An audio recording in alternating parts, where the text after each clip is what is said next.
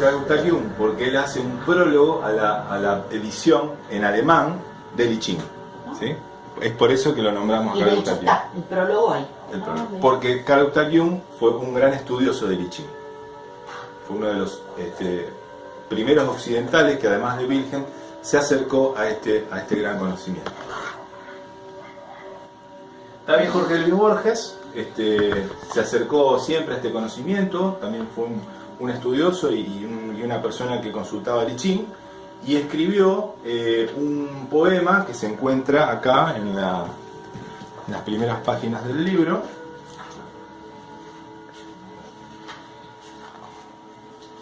que es para una versión del I Ching, del I Ching en realidad.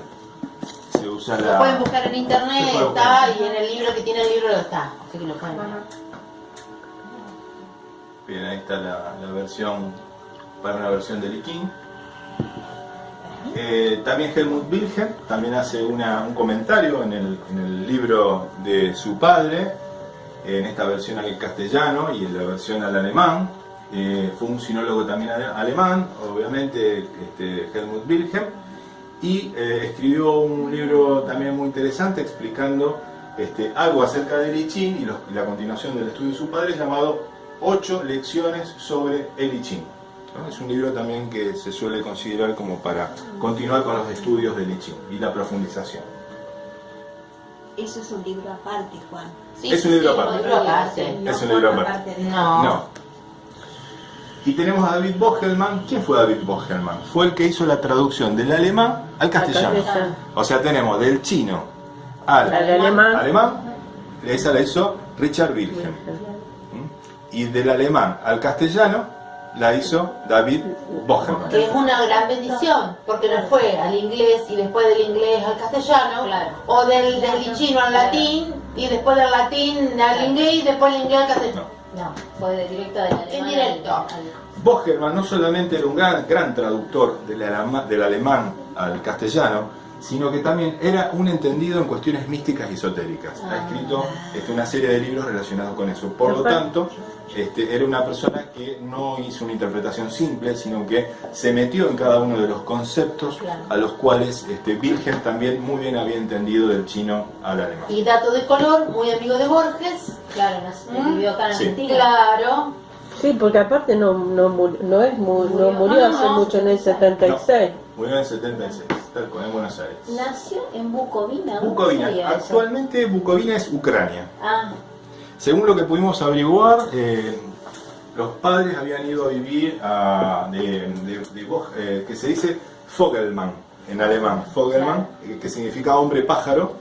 Habían ido a vivir a esta zona de Ucrania y a la zona de Czernowitz, y bueno, y ahí lo tuvieron a Vogelmann, ahí nació. Y después, seguramente por cuestiones de la guerra, se vinieron a vivir aquí a Argentina. Sí.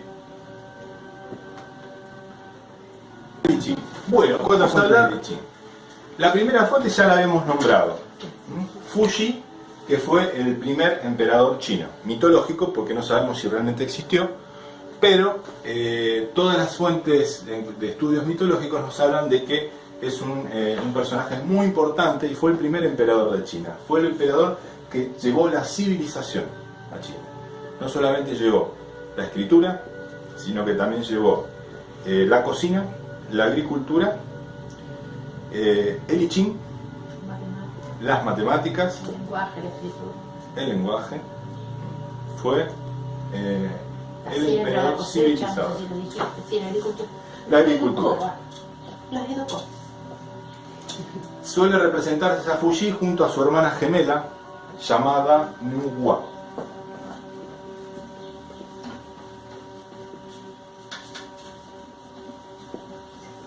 Siempre bien machistas y patriarcales, ¿viste? Nunca nombramos a su contraparte femenina en esta primera parte, pero bueno. Nuwa. Hermana gemela. Año aproximadamente de existencia, 3000 a.C., Ponele. 2800. Ponele. antes de Cristo. Ponele. Hay otros, de acuerdo a las tradiciones, se puede ir a unos 4000, 5000 años, algunos hablan hasta incluso de 12000, pero pongámosle 3000 y 2800 antes de Cristo. Sí, bueno, yo siempre digo, vamos a hacer cuenta redonda. Sí. Ponerle 5, 6. 5 6. Vamos a partir entre 3, 6 y 3. Sí. Pero, Sí, Bien. La otra fuente es también un personaje que existió históricamente llamado el rey Wen. Vivió aproximadamente nació en el año 1152 antes de Cristo y murió en el año 1056 antes de Cristo. Más o menos son fechas aproximadas. El rey Wen fue el líder que de alguna manera tomó el libro de I Ching, ¿sí? Como se consideraba en ese momento, la conformación de los 8 tiligramas, como después vamos a ver, y estableció los 64 hexagramas con sus dictámenes. sí, ya soy yo. Con sus dictámenes. O sea, a Fuji se le reconoce el hecho de haber aportado los 8 tiligramas básicos. Y al rey Wen se le reconoce el hecho de la ordenación, no solamente de esos tiligramas de una forma distinta, sino también de la conformación de los 64 hexagramas como hoy lo conocemos, ¿sí? Que es la secuencia del rey Wen, se llama. Secuencia del rey Wen. Abajo tenemos el duque de Zhou. ¿Quién fue el duque de Zhou? El duque de Zhou fue el hijo del rey Wen, que estableció, como después vamos a ver, también otro aporte muy importante que tiene que ver con las líneas de mutación. no importa si no entienden ahora, después lo vamos a explicar bien. Cuando veamos la práctica, las aprendemos. Y gran parte de también aproximadamente se conoce la edad de muerte en 1032 a.C. Y el otro gran aporte, la otra gran fuente, fue el filósofo chino Confucio, que vivió aproximadamente en el siglo también sexto y quinto antes de Cristo. Como Confucio es el más conocido de todos estos, así que es una gran fuente, es una fuente muy importante. Y de Confucio y de la escuela confuciana y de los comentadores confucianos vienen todos los comentarios de I Ching. Todos los comentarios que nosotros hoy podemos llegar a ver corresponden a la escuela confuciana. Hay un texto básico que podemos decir viene de Fuji, del rey Wen y del duque de Zhou, y Confucio hace comentarios. Se puede ver bien, pero el emperador Fuji, como decimos muy bien ahí, emperador mitológico, se puede escribir Fu HSI o Fu UXI. Bueno, fue el emperador mitológico. Y acá en esta representación, que después Gaby seguramente nos va a dar un poquito de la parte simbólica, acá vemos que mira una tortuga. ¿Por qué mira una tortuga? Porque se dice que un día estaba Fuji sentado a las orillas del río Amarillo, por eso dimos el nombre, ¿no? Y por eso es el origen de la civilización china, el río Amarillo. Estaba sentado en la ribera del río y se comenta que del río salió una tortuga. Y esa tortuga tenía inscrita en su caparazón estos signitos que ven acá, ¿sí? Que están acá representados, acá abajo, en el extremo inferior. No sé si lo pueden ver ahí. Bueno, él inmediatamente cuando ve eso en el caparazón de la tortuga, va y nos escribe en el piso. Eso se llama la secuencia de Fuji, ¿no? Que es la estructuración de los trigramas de acuerdo a esta secuencia, ¿no? En donde vamos a tener, después lo vamos a ver, pero vamos a tener tierra abajo, femenino, claro, se hace la vida. La forma más antigua de geometría sagrada es eso, se llama la flor de la vida, ¿eh? Y dentro de las líneas curvas, si vos ves que tenemos todas líneas curvas, están los sólidos platónicos o las formas más perfectas de unión de, si unís los centros de los círculos, con líneas, tenés los sólidos platónicos, que son las formas geométricas más perfectas. Entonces, entre la combinación de lo masculino y lo femenino, está la creación del mundo. Simple, básico, ya. ¿Por qué? Porque yo en los seminarios de 2 días me pongo a hablar mucho de esto, ¿verdad? Y hoy tenemos 4 horas. Y yo estoy muy entusiasmada en pasar la práctica. La parte filosófica y de profundización de filosofía la vamos a ir viendo en los otros talleres. ¿Sí? Bien, ahí lo tenemos. Acá hay otra representación Otra representación. de Fuji y de Nuwa. Esto está en todo China, ¿eh? Esto está en todo China. Es una de las imágenes más veneradas junto con Quan Yin. Bueno, acá esta representación es un tapiz en el cual vemos representado una tortuga con la disposición de los diferentes trigramas junto a la parte numerológica china, ¿sí? Que también eso en algún seminario seguramente vamos a dar numerología china. Y acá al lado tenemos Panda. ¿sí? Con Panda, ídolo total. Fu Panda, que en realidad no es un dibujito tradicional, sino que en sus imágenes está toda la sabiduría china plasmada en cada una de las escenas. Por ejemplo, acá nosotros tenemos representado, fíjense, blanco y negro, el yin y el yang, en Po, que es este personaje, que es el panda, y la tortuga, ¿no? La tortuga, ¿por qué la tortuga? Porque para los chinos no solamente la tortuga representa la sabiduría, sino también representa la longevidad, ¿no? Son animales muy longevos. Para nosotros no, representa lo lento, representa lo torpe, ¿no? Cuando en realidad nosotros que hemos tenido una tortuga sabemos perfectamente que son más rápidas que un perro, porque van y te persiguen a los perros, los gatos, ¿viste? Son tremendas. Por lo tanto, y también la imagen del cerezo, ¿no? Que representa justamente esta cuestión de la desintegración Bueno, yo estaba pensando, estaba el agua que brota al pie de la montaña, como decíamos en el joven Inés, en el hexagrama 4, es un agua joven que recién brota, pero por la ley natural se va abriendo cauce, encontrando los espacios huecos hasta que a medida que pasa el tiempo se hace el cauce. Entonces estamos hablando de la ley de la naturaleza, la ley natural, eso es la legalidad.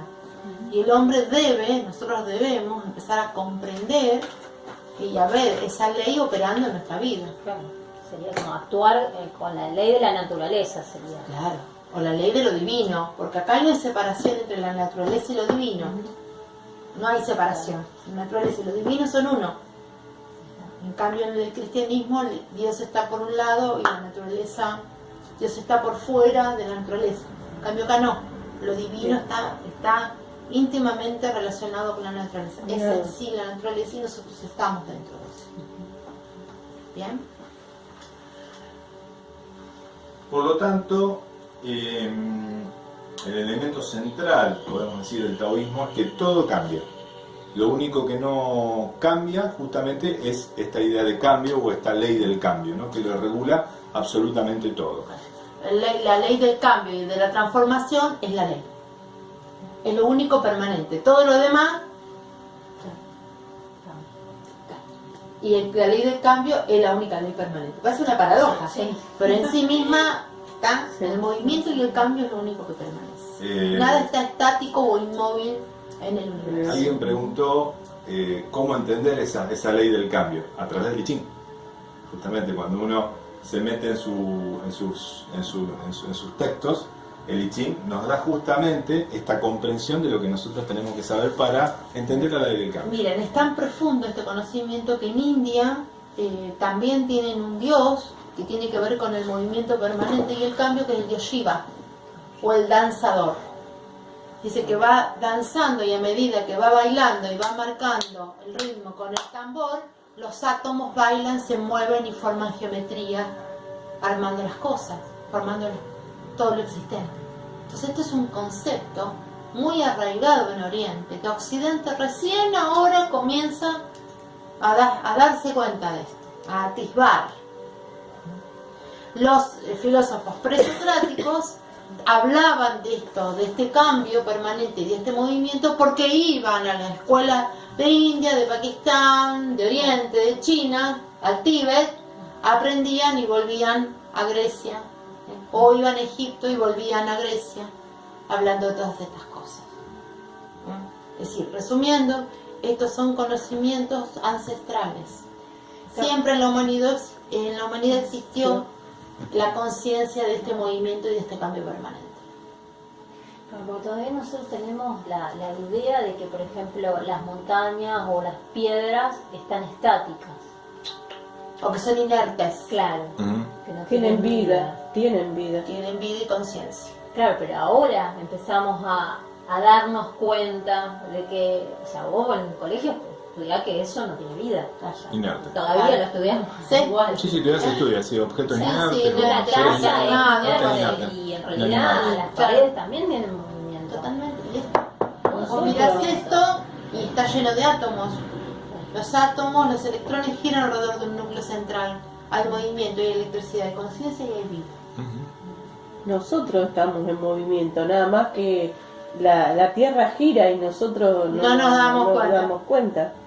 Pero la noche y el día es el movimiento que nosotros tenemos. Desde eso habla Lichi. Y que no, Esto mismo lo habla Lichi.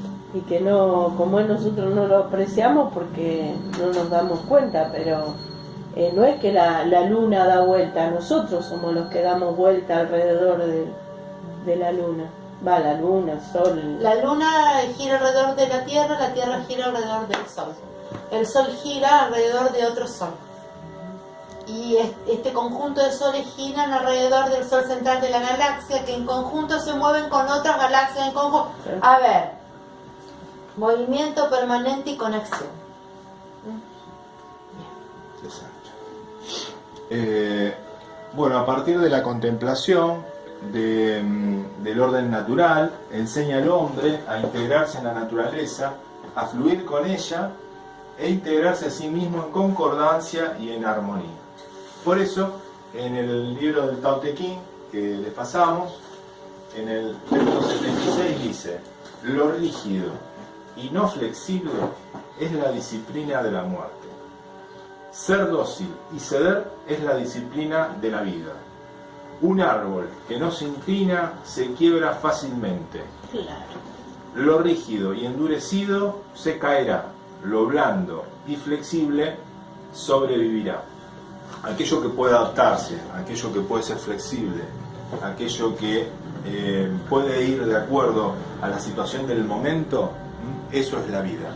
Y el bambú es el Es representante de eso, porque es sólido pero flexible a la vez. Es fuerte pero flexible a la vez. Y en los tornados se vio con el caso de las palmeras. Perdían las hojas, pero muy pocas palmeras se quebraron. Se Claro. quebran. No se quebró. Y evidentemente La la que zona, ¿no? estaba rígida se quebró. Se quebró. Por eso que la sabiduría que tienen los diferentes textos clásicos chinos es impresionante, ¿no? Entre ellas, por ejemplo, este texto 76 del Tao Te Ching. Después podemos decir también que insta al ser humano a compenetrarse con esta naturaleza y armonía, de tal modo que llegue a experimentarla en su propio cuerpo y en su propia vida, siguiendo el Alinearse a eso y ir acorde al tiempo interno. Hoy están ustedes acá, porque les llegó el momento de tener una mirada interna. Si no, estarían tomando mate, sacándole el cuero al vecino. ¿Eva no es?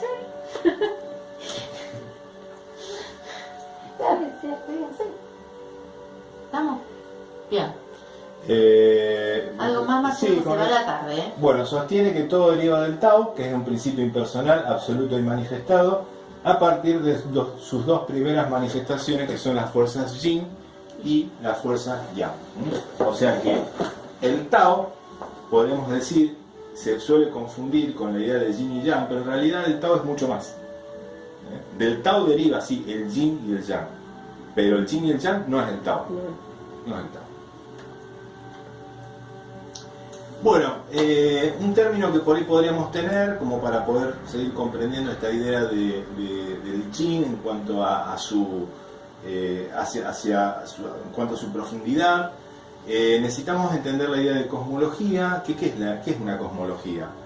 Viene del griego, que está compuesto por el término cosmos, que significa cosmos, orden, y logía, que significa tratado, estudio. O sea, es una concepción integral.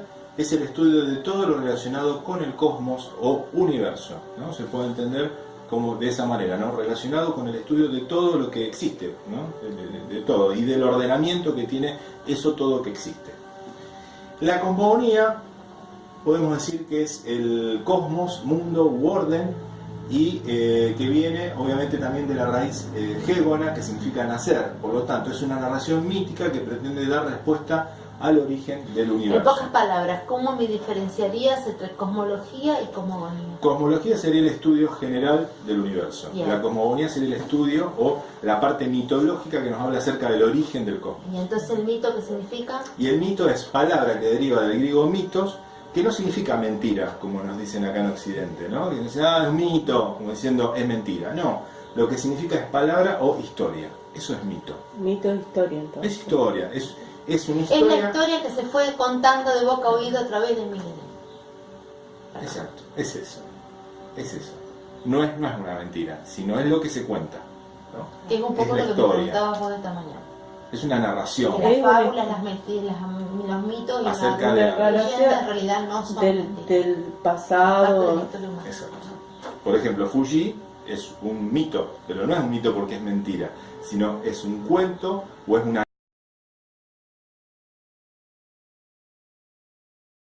narración acerca de un supuesto personaje que habría existido en aquella En época, la que- ¿no? Que si vamos al caso, para la tradición china no tiene sentido ponerse a pensar si existió o no físicamente. Claro. El tema es que fue tan importante que es la persona que trajo la civilización a China. Por lo tanto, no importa si existió físicamente o no. Lo importante es que está ese personaje. Fíjense, tenemos una cosmología científica contemporánea. ¿Qué nos dice la cosmología científica contemporánea? Nos dice que todo se originó a partir del Big Bang, la gran explosión. A partir de ahí se originó todo. Eso es lo que nos dice la ciencia actualmente. Por lo tanto, no es una cosmogonía, porque en realidad no es un cuento, pero bueno, también podríamos decir que es un cuento, ¿no? Acerca de cómo se originó todo. Y tenemos una cosmogonía que es la que nosotros nos han enseñado en la escuela, los que hemos ido a colegio religioso, o en la iglesia, lo que hemos también realizado la formación religiosa. ¿Cuál es esa cosmogonía judeocristiana que nosotros conocemos? Es el Génesis. El Génesis es el relato, es la historia, es el cuento que nos habla acerca del origen de todo, ¿no? Entonces, ¿cómo empezó todo? Dice, al principio Dios creó el cielo y la tierra. La tierra era algo informe y vacío. Las tinieblas cubrían el abismo. Y el soplo de Dios aleteaba sobre las aguas. Entonces Dios dijo, que exista la luz, y la luz existió. Dios vio que la luz era buena y separó la luz de las tinieblas. Y llamó día a la luz y noche a las tinieblas. Así hubo una tarde y una mañana. Este fue el primer día. Ahí está el origen de todo lo que existe de acuerdo a esta cosmogonía judío-cristiana, ¿no? Entonces, lo que nosotros planteamos es, ¿quién es ese Dios, ¿no? que dio origen a todo esto? Que creó el cielo y la tierra, el día y la noche, que separó la luz de las tinieblas. ¿Es un viejito de barba? Es un viejito de barba. Bueno, nos sirve este mito como para poder entender cómo se originó todo. Sabemos que esto da mucha tela para cortar y está relacionado con la cosmología taoísta. Bueno, abajo tenemos la Torá judía, que sería toda la parte, digamos, inicial de lo que llamaríamos el Viejo Testamento cristiano, ¿no? De la Torá. Bueno, está un poquito más expresado. Bueno, ¿qué nos dice la cosmología taoísta acerca del origen de todo lo que existe? Nosotros la parte que más conocemos de esto, de la cosmología, es esto, que es el simbolito, muchos le llaman el símbolo del Tao, que no está bien llamarlo Tao, porque en realidad el Tao no lo podemos dibujar. Este dibujito tiene una parte Yang, que es la blanca, y una parte Yin, que es la negra. Y esto se llama Tai Chi, ¿sí? Que significa cumbre supremo, suprema cumbre, supremo aliento, energía fundamental.